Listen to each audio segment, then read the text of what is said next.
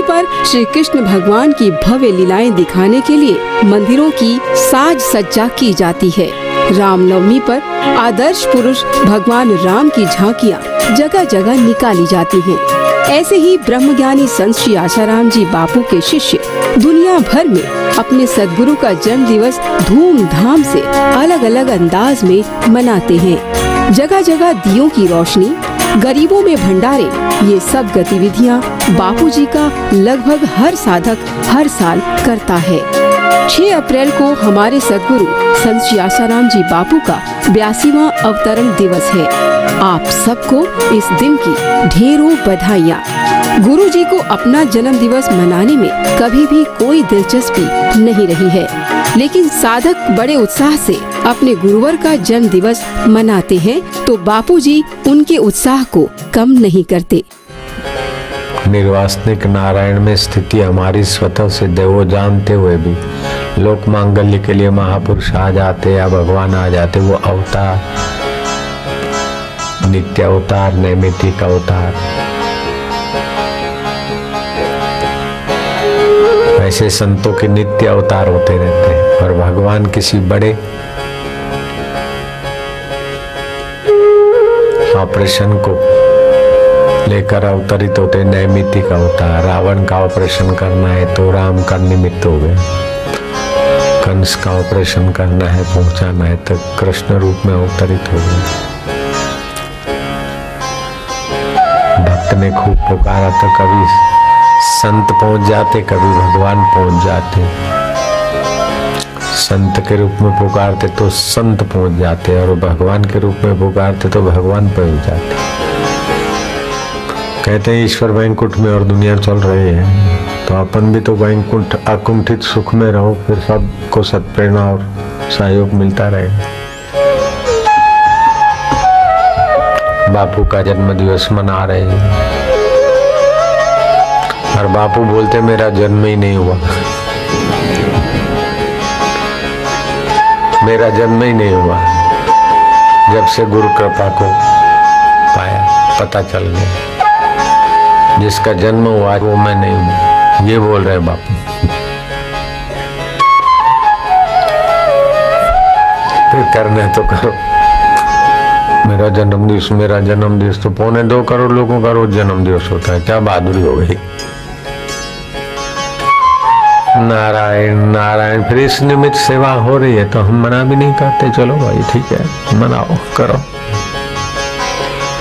सेवा जिनकी होती है उनका भी भला, और जो सेवा करते उनकी भी संसार की आसक्ति और ममता मिटती है। बापू को बीच में निमित्त बना देते कि बापू के जन्म दिवस में हमने ये बांटा, हम ये करते, ठीक।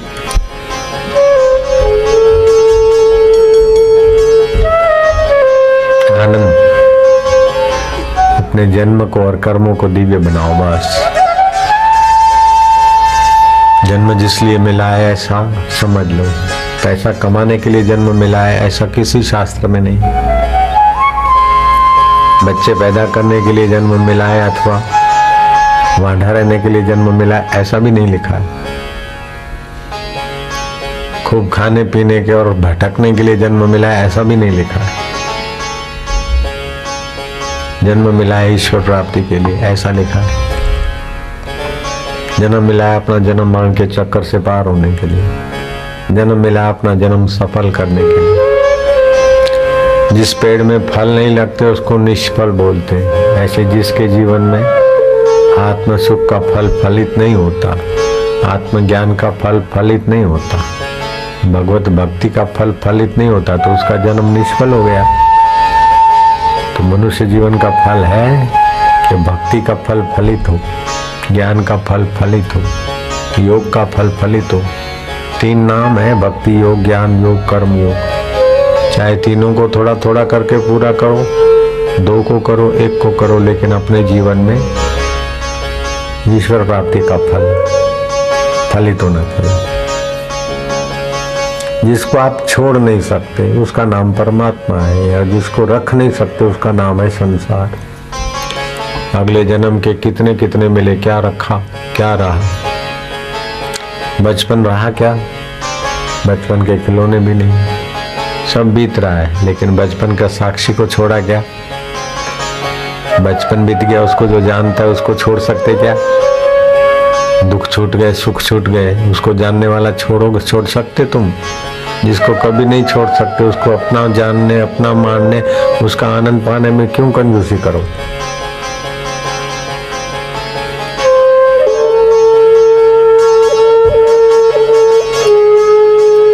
भोलेनाथ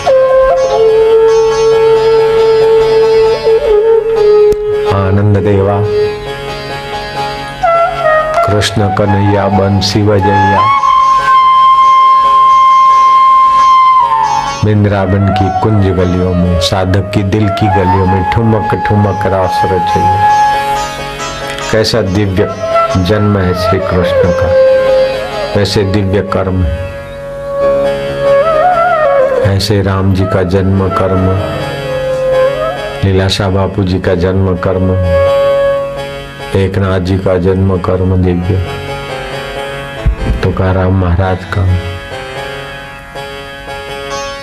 और भी नामी अनामी कबीर जी आदि और भी कई संतों का जन्म कर्म दिव्य कृष्ण के नाम। तो मानना पड़ेगा कि शरीर का जन्म दिवस है, मेरा नहीं है। ऐसा मान के फिर आप लोग अपना मनाते हो तो मनाने दो, मेरा कोई मना नहीं है, खूब मनाओ, लेकिन शरीर का जन्म मेरा जन्म ये गलती मत करना। शरीर की बीमारी मेरी बीमारी ये गलती मत करना। शरीर का बुढ़ापा मेरा बुढ़ापा ये गलती मत करना। शरीर का गोरापन कालापन मेरा गोरा कालापन है ये मत गलती करना। मनो बुद्धि अहंकार चित्ता नहीं ना, शरीर भी नहीं हूं, मन बुद्धि अहंकार और चित्त भी नहीं, तो फिर क्या हूं? महाराज आप ही बताएंगे। बस डूब जाओ, तड़पो, प्रकट हो जाएगा बस। हैप्पी बर्थडे तो तब है, असली जन्म दिवस तो देखा अपने आप को, मेरा दिल दीवाना हो गया, ना छेड़ो मुझे यारों में खुद पे मस्ताना हो गया, तभी तो जन्म दिवस का फल है।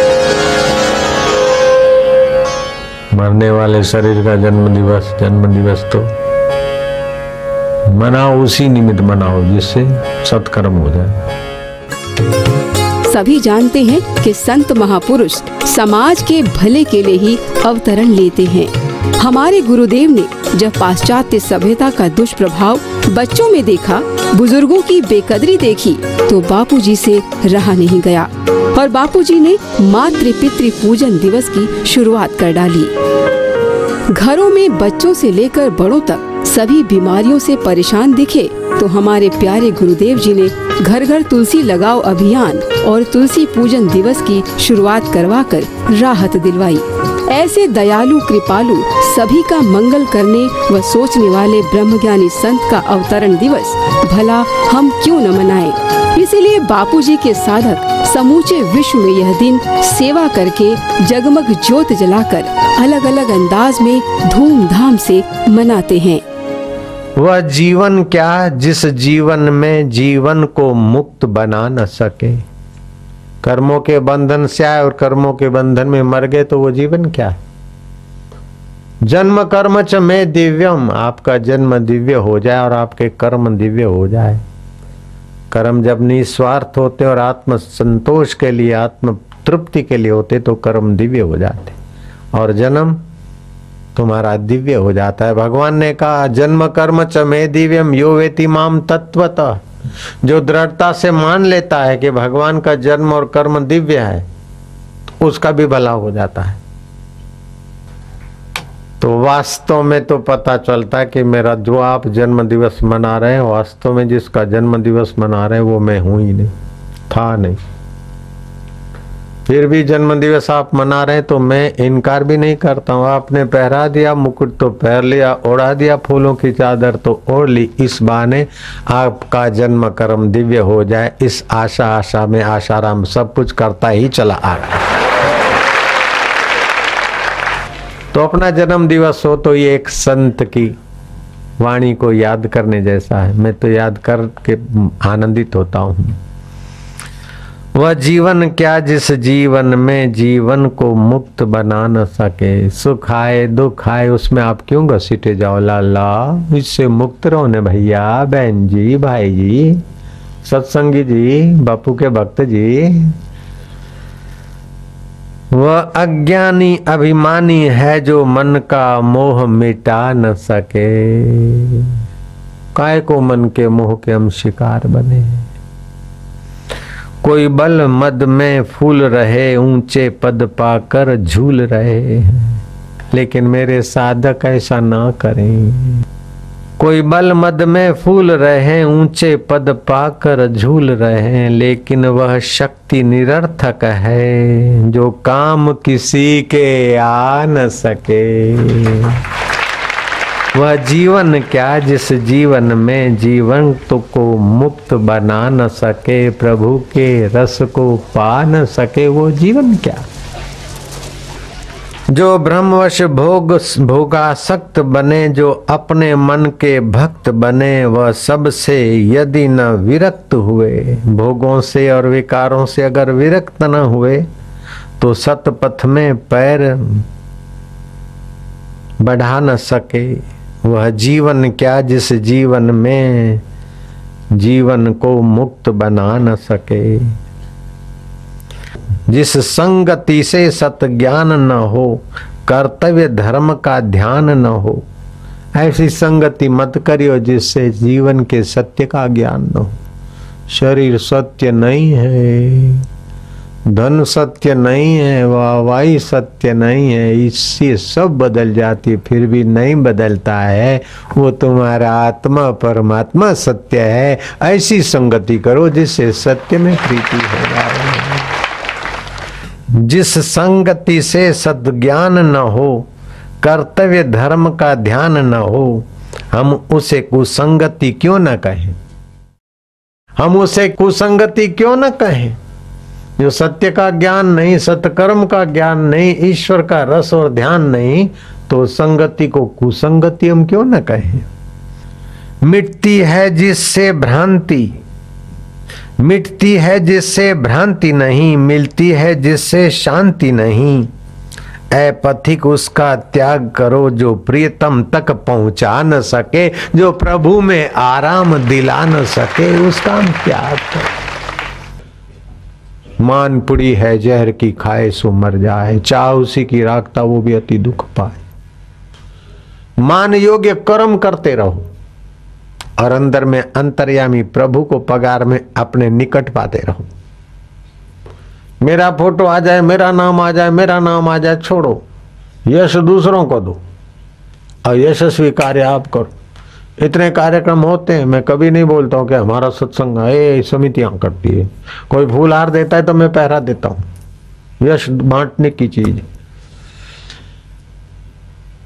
यश बांटने की चीज है, मैं अच्छी तरह से जानता हूँ। यश हड़पने की चीज नहीं है,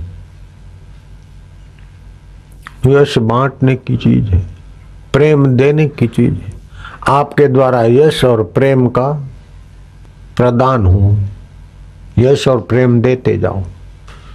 ईमानदारी से आपके संपर्क में आए, उनका सर्वांगी हित की भावना से उनको प्रेम करो। खुशामत नहीं, मस्का पालिश नहीं, प्रेम करो शास्त्र अनुरूप मर्यादा से। उनको यश दो जैसा वो अधिकार है। अपने लिए यश और प्रेम मत रखो, तो आप यश और प्रेम के दाता बन जाओगे। तो बताओ भगवान यश और प्रेम के दाता हैं कि नहीं। तो भगवान की संतान आप भी यश और प्रेम के दाता हो गए, तो बाप बेटा हो गए कि नहीं हो गए। नारायण हरि नारायण। भगवान कहते हैं ममई वांशो जीव लोके, ये जीवात्मा मेरा वंशज है। जैसे मेरा जन्म और कर्म दिव्य है, ऐसा तुम भी तो अपने जन्म और कर्म को दिव्य बना सकते हो। जड़ का आश्रय लेकर जो अपने को जोड़ देता है वो विकारी जन्म है। जैसे चना के बीज से और चने हुए और वो अपने को चना माने, ऐसे ही आप अपने को शरीर मानो तो आपका जन्म तुच्छ हो गया, रजवीर्य का विकार हो गया।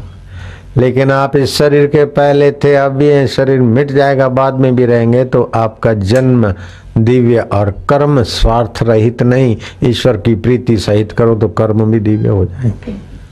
श्री कृष्ण का वचन है कि जन्म कर्म च मे दिव्यम यो वेति माम तत्पतः। जो तत्व से जान लेता है, मान लेता है दृढ़ता से, उसका भी जीवन धन्य हो जाता है। तो आज का संदेश यही है कि आप अपने जन्म को और कर्म को दिव्य बनाने का पक्का संकल्प करें।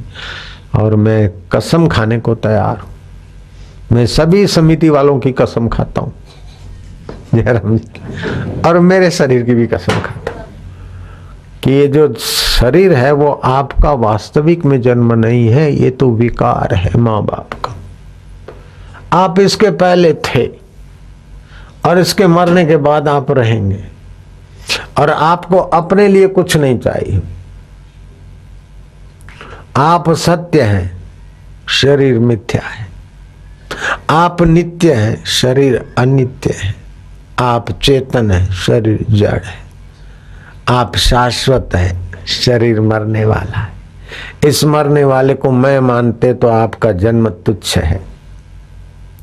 मरने वाले शरीर की वस्तुओं को मेरा मानते तो आपके कर्म तुच्छ है। और मरने के पहले जो आप थे उसको आप मैं मानते, अथवा मैं जानने के तो रास्ते चल रहे, और कर्मों में कर्ता भाव नहीं, सेवा भाव छुपा है, तो आपके कर्म दिव्य हो जाएंगे। जैसे पुरुष नहीं चाहता कि मेरे पीछे पीछे मेरी छाया आए, तो भी छाया आती है। ऐसे आप न चाहो तो भी मुक्ति और माधुर्य और सफलता और यश तो आपके पीछे पीछे लग ही जाएंगे। कबीरा मन निर्मल भयो, जैसे गंगा नीर पीछे पीछे हरि फिरे, कहत कबीर कबीर।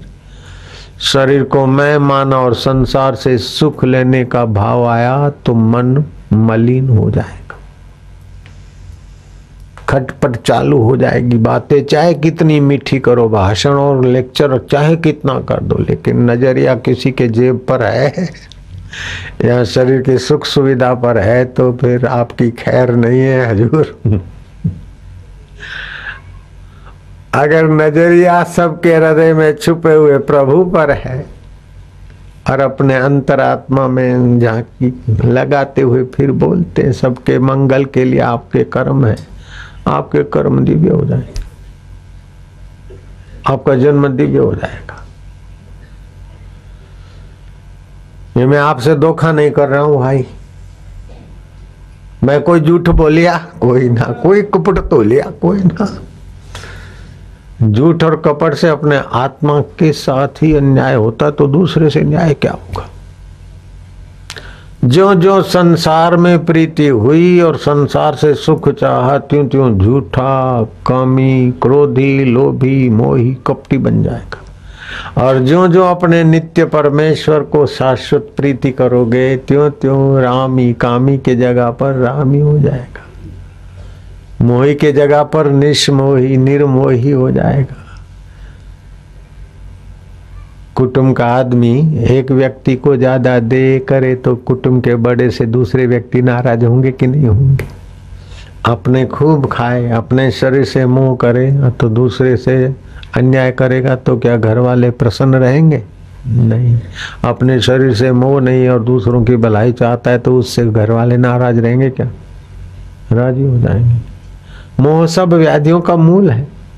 तो शरीर को मैं मानने से ही मोह पैदा होता है, और जिसका शरीर में ज्यादा मोह है वो कुटुंब में आदरणीय नहीं होता। जिसका केवल कुटुंब में ही मोह है वो पड़ोस में आदरणीय नहीं होता है। जिसका केवल पड़ोस में ही मोह है वो गांव में आदरणीय नहीं होगा। जिसका केवल गांव में ही मोह है वो तहसील में आदरणीय नहीं होगा। जिसका केवल तहसील में ही मोह है वो जिले में आदरणीय नहीं होगा। लेकिन जिसका किसी एक व्यक्ति या एक दायरे से मोह नहीं है वो तो महाराज संत है। उस संत का जन्म दिवस वो न मनाए तो करोड़ों लोग मनाने लग जाते हैं, क्योंकि मोह नहीं है उसी का जन्म दिवस मनाए।